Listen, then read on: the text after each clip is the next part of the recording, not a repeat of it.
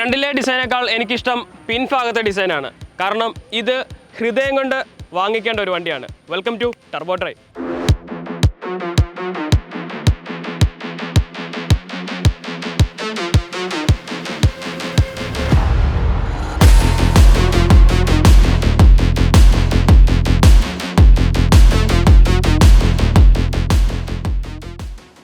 വർഷങ്ങൾക്ക് മുമ്പ് ജപ്പാനിൽ മാരുതി സുസുക്കിയുടെ പ്ലാന്റിൽ ഒരു വാഹനം നിർമ്മിക്കണം എന്നുള്ള ഒരു ആശയം വന്നു.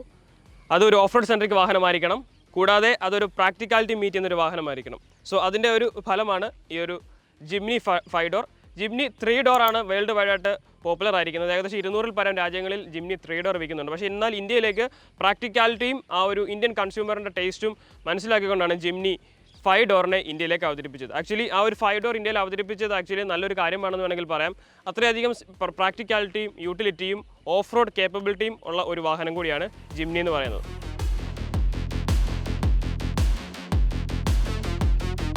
ഈ ഒരു വാഹനത്തിൻ്റെ ഈ ഒരു വീൽ ഗ്യാപ്പും ഈ ഒരു വീലിൻ്റെ സൈസ് നോക്കുകയാണെങ്കിൽ ഇതൊരു പ്യുവർ ഓഫ് റോഡ് സെൻട്രിക്കായിട്ട് ഡിസൈൻ ചെയ്തൊരു വാഹനമായിട്ട് വേണമെങ്കിൽ പറയാം. കാര്യം എന്താണെന്ന് ചോദിക്കുകയാണെങ്കിൽ ഈ വീല് കഴിഞ്ഞിട്ടുള്ള ഈ ഒരു ഭാഗം കണ്ടോ, ഒരു ബമ്പറിൻ്റെ ചെറിയൊരു ഭാഗം മാത്രമേ ഉള്ളൂ. ബിക്കോസ് ഇത് ഓഫ് റോഡിനെ വളരെ അധികം കേപ്പബിളായിട്ട് കൊണ്ടുപോകാനായിട്ട് സാധിക്കും. ഇത് വളരെ ഡീപ്പായിട്ടുള്ള ഒരു ഇറക്കം ഇറങ്ങുമ്പോഴും ഒരു കയറ്റം കയറുമ്പോഴും ഇതിൻ്റെ ബമ്പർ ഡാമേജ് ആകാതിരിക്കാൻ വേണ്ടിയാണ് ഈ ഒരു രീതിയിൽ കൊടുത്തിരിക്കുന്നത്. കൂടാതെ ഈ ഒരു വീൽ ആർച്ചിലെ ഗ്യാപ്പ് കൊടുക്കുന്നത് പോലും ഇൻ കേസ് സ്നോ ടെറൈനിൽ കൂടെ പോകുകയാണെങ്കിൽ ചെയിൻ ഇട്ട് വാഹനം ഓടിക്കുകയാണെങ്കിൽ പോലും ഇതിന് ഡാമേജ് പറ്റാത്ത രീതിയിലാണ് ഈ ഒരു വാഹനത്തിൻ്റെ ഡിസൈൻ കൊടുത്തിരിക്കുന്നത്. 15 ഇഞ്ച് വീൽസാണ് കൊടുത്തിരിക്കുന്നത്.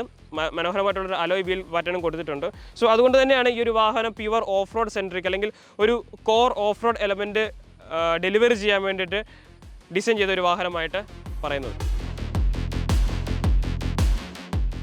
ഡിസൈൻ എലമെൻറ്റ്സ് നോക്കുകയാണെങ്കിലും വളരെ ഗിമ്മിക്കുകളൊന്നും ഇല്ലാതെയാണ് ജിംനി ഇന്ത്യയിലേക്ക് അവതരിപ്പിച്ചിരിക്കുന്നത്. വളരെ മിനിമലായിട്ടുള്ള ഡിസൈൻ എലമെൻ്റ് ആണ്. ഹെഡ്ലാമ്പ് കാണാം, അതിൽ projector LED headlamps DRLL integrate ചെയ്തിട്ടുണ്ട്.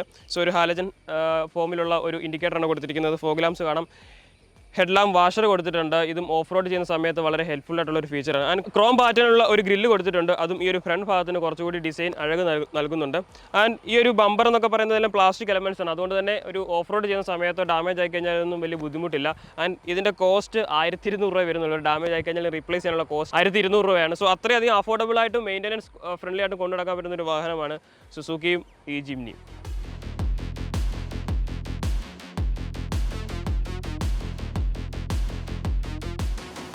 5 സീറ്റർ ആയതുകൊണ്ട് പ്രാക്ടിക്കാലിറ്റി കുറച്ചുകൂടി കൂടുതലാണ് ഈ ഒരു ജിംനിയിൽ. ആൻഡ് ബൈക്കിലും 2 പേർക്ക് കംഫർട്ടായിട്ട് ഇരിക്കാൻ പറ്റും.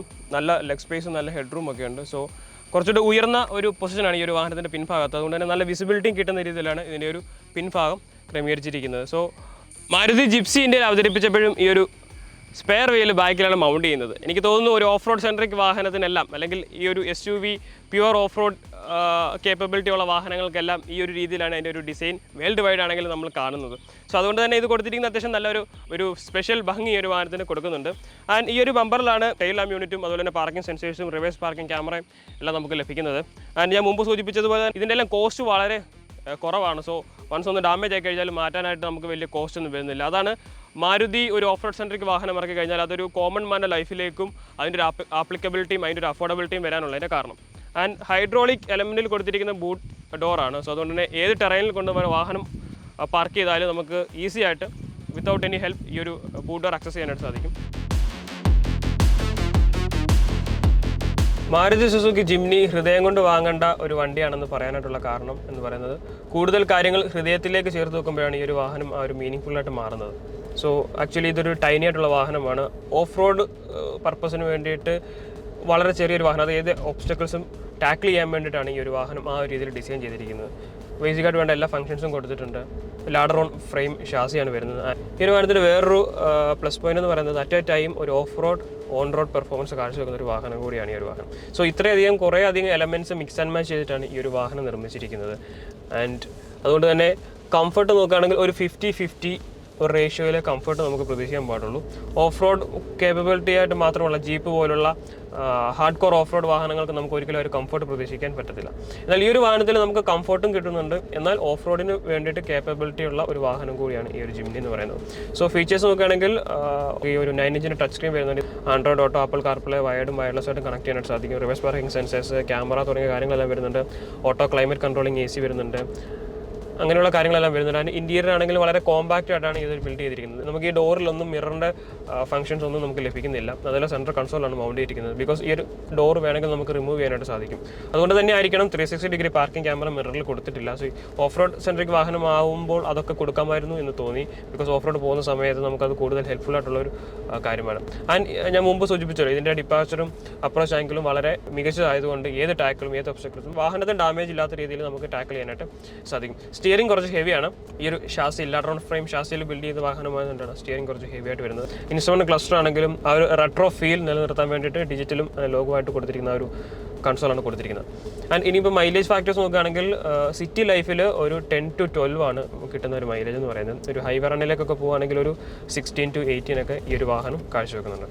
ഓവറോൾ ഈ ഒരു വാഹനം നോക്കുകയാണെങ്കിൽ അത്യാവശ്യം കംഫർട്ട് തരുന്നുണ്ട്. എന്നാൽ അത്യാവശ്യം നല്ല രീതിയിൽ ഓഫ് റോഡ് കേപ്പബിലിറ്റി ഉള്ള ഒരു വാഹനം, ഡെയിലി ലൈഫിൽ കൊണ്ടുനടക്കാൻ പറ്റുന്ന ഒരു വാഹനം. ഡെയിലി മൺഡേ ടു ഫ്രൈഡേ നിങ്ങൾക്ക് ഓഫീസ് യൂസിനും പോവാം. സാറ്റർഡേ സൺഡേ നിങ്ങൾക്ക് ഒരു ഡെസ്റ്റിനേഷനിലേക്ക് ഒരു ഓഫ് റോഡ് ഇവൻറ്റിലൊക്കെ പോകണമെങ്കിലും പറ്റുന്നൊരു വാഹനമാണ്. അതായത് എല്ലാ പർപ്പസിനും വേണ്ടിയിട്ട് ഉള്ള ഒരു വാഹനം. ഒരു റഫ് ബുക്ക് എന്നൊക്കെ വേണമെങ്കിൽ നമുക്ക് വിളിക്കാനായിട്ട് സാധിക്കും. എല്ലാ പർപ്പസും മീറ്റ് ചെയ്യുന്ന ഒരു വാഹനമായിട്ട് നമുക്ക് ജിംനിയെ കാണാം.